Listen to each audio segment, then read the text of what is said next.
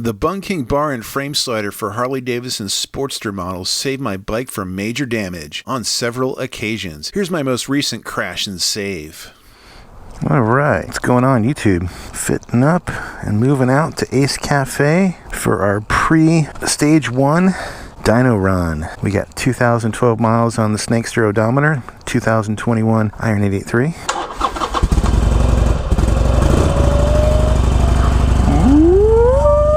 Love that sound.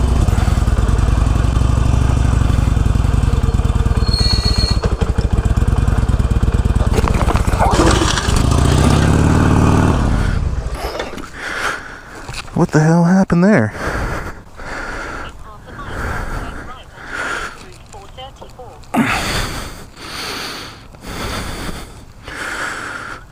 Huh. Yeah, I got a little bit of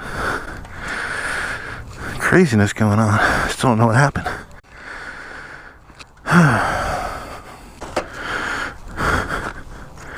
But the Bung King did its job, and the brake pedal broke away. Foot pedals.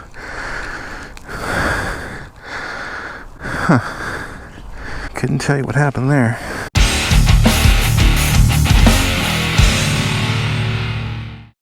Hi folks, welcome to my channel. I'm Kenny Quest. I'm a new rider, having purchased my Harley Davidson Iron 883 Sportster in 2021 after passing the MSF course. I immediately put an order in with my Harley Davidson dealer for Bung King crash protection, frame sliders, and front crash bar. First off, let me be clear, I'm not a paid spokesperson for Bung King. This is an owner review and my own story about why I bought Bung King crash protection, the models I chose, the installation process it took to get them installed, and the performance of the product after 1 year of ownership. I chose the Bung King crash bar because it looks cool, way cooler than anything Harley Davidson offers in its catalog, and that it's designed to mount to a Sportster. I didn't want to look like I had training wheels on, but I needed the peace of mind and insurance that training wheels offers, aka a crash bar, if that makes any sense.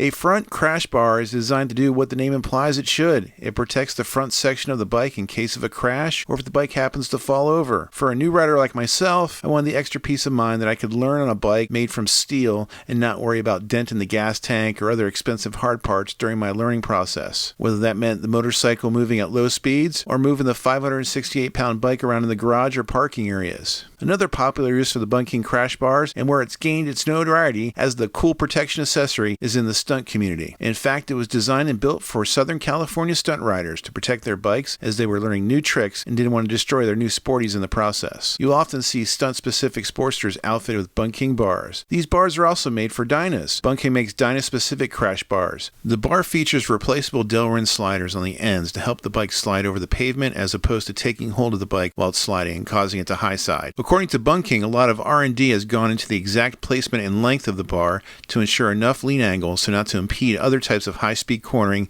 and still provide the right amount of protection. Bung King makes 3 different front crash bar models that fit the Sportster. The highway peg crash bar, which as its name implies can double as highway pegs for those of us with mid-controls at times when you're cruising at the same rate of speed and need to stretch your legs out for additional comfort or for rejuvenating your legs on long rides. This is the most popular model and is the one I chose to go with. The website states that it will fit 2004 to present models as a direct bolt-on. More on that detail later. For 2003 and earlier Sportsters, it will require welding on the supplied bungs to the Sportster chassis for mounting. Other offerings include the Skybar for those with forward controls on their Sportsters, and the Skyscraper for the ultimate in front crash Bung King protection. The Skyscraper is a 2-step version crash bar designed for 2004 to present Sportster models. For those Sportster riders who want to point their wheel at the sky and want some extra confidence in case it doesn't go well, this crash bar provides the ultimate in protection. This model can be used with forward or mid-control models and works with most factory and aftermarket pipes. The Skyscraper front crash bar will keep the bike upright as speeds and inertia rise. The upper bar will come into play to protect levers and handlebars. Combine any of these crash bars with the Sportster passenger peg sliders and their upper shock sliders to help keep your bike safe while stunting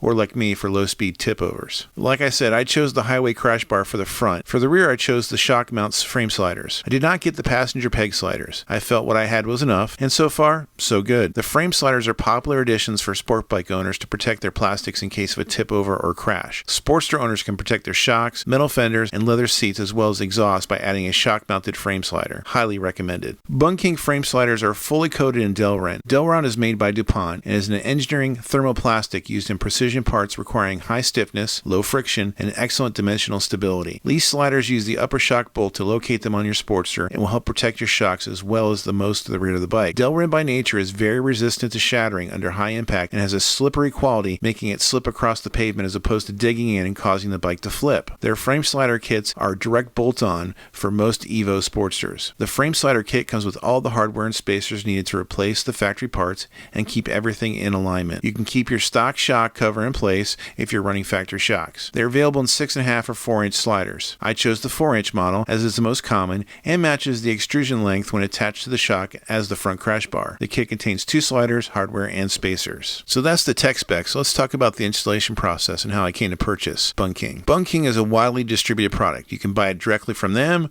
or from any motorcycle parts e-tailer or retailer. I purchased mine at the same time as my bike from my Harley Davidson dealer. I did so because my dealer at the time of my bike purchase offered me 15% off all accessories, and I wanted them to install it along with the other accessories I picked up, consisting of mostly genuine Harley Davidson accessories. But like I said on the onset, I wanted the Bung King crash bar and not a Harley Davidson one because of the look and style. It wasn't automatic. The parts counter sales guy showed me the HD offerings, but he knew as well as I that those screamed uncool and newbie and extremely large, which in their defense will protect your bike, but not look so good. So it took a few weeks for all my parts to come in, so I rode around without protection, mainly at slow speeds and duck walk takeoffs, and by the 2 to 3 week point after I bought my bike, when the dealer called me, I was ready and extremely anxious to bring my bike in to get the Bung King protection. I brought the bike into the service center at my HD dealer for the installation in the morning and planned on picking the bike up at the end of the day. Around lunchtime, I get a call. I posted about this experience in my mod reveal video last year. I'll link to it above and also put a link in the description below. Here's an excerpt from that video talking about my experience with the installation.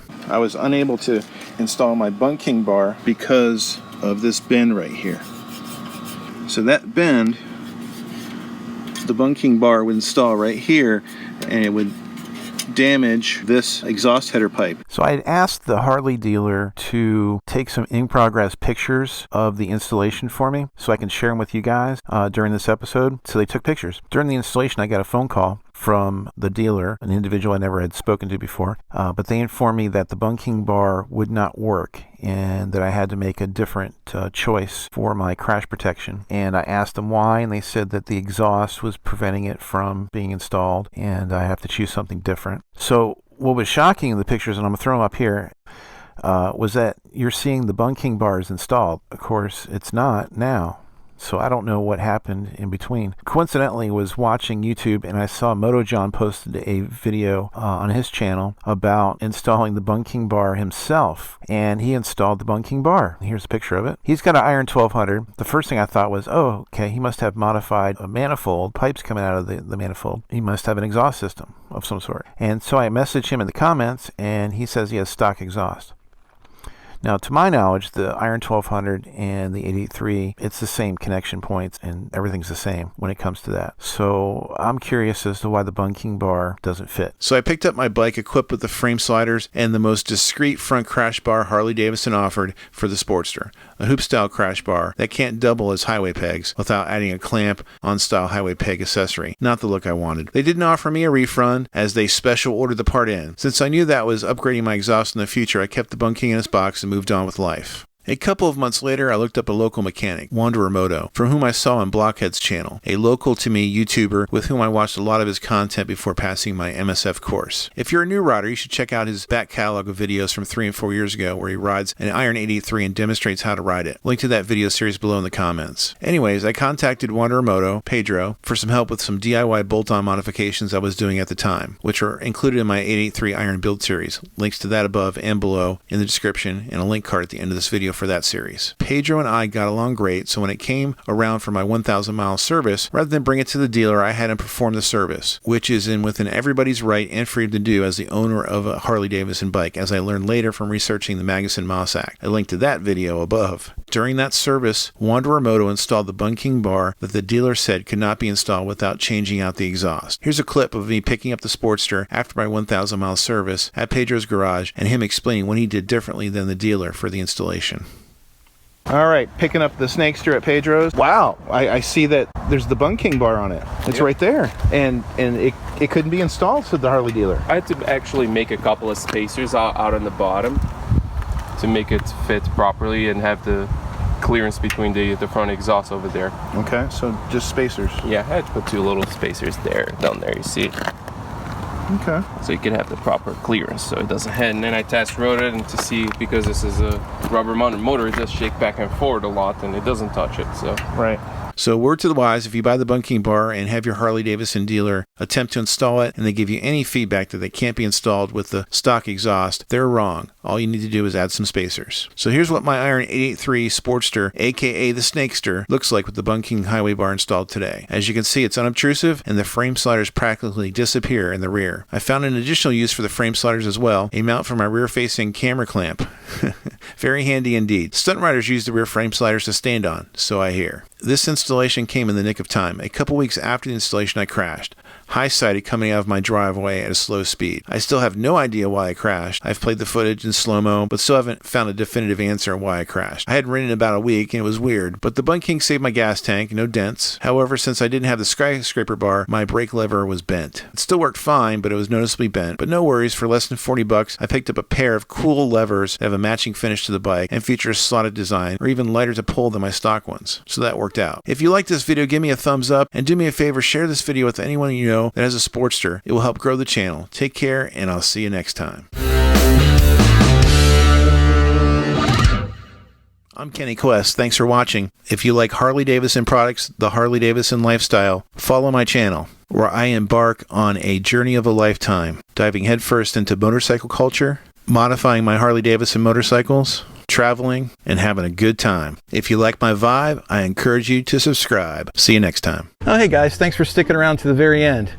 I got some more videos for you here and there. And if you haven't subscribed yet, click up there and subscribe. Really appreciate it.